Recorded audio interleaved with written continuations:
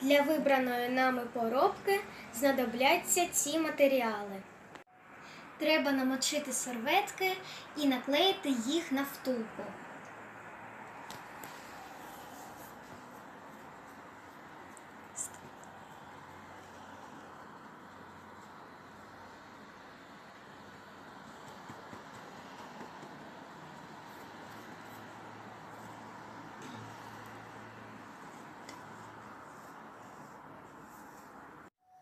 Наклеєні серветки вже висохли, і тепер треба пофарбувати пеньок.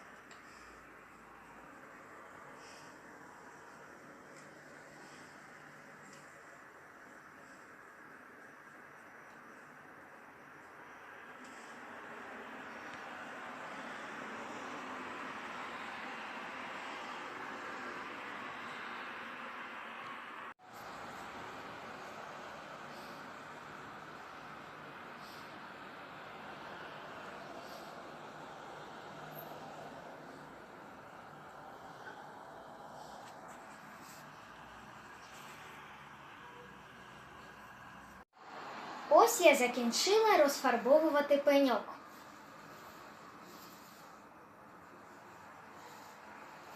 Тепер йому треба трохи підсохнути, а потім я буду прикрашати його. Для декору пенька я підготувала природні матеріали: мох, сухе листя, шишки різного розміру. Все це я буду закріплювати клеєм. До матеріалів природних я додаю деякі інші штучні прикраси. Сподіваюсь, буде непогано. Напередодні я була в осінньому лісі і знайшла там дуже цікаві види моху. Ним я й прикрасила поробку.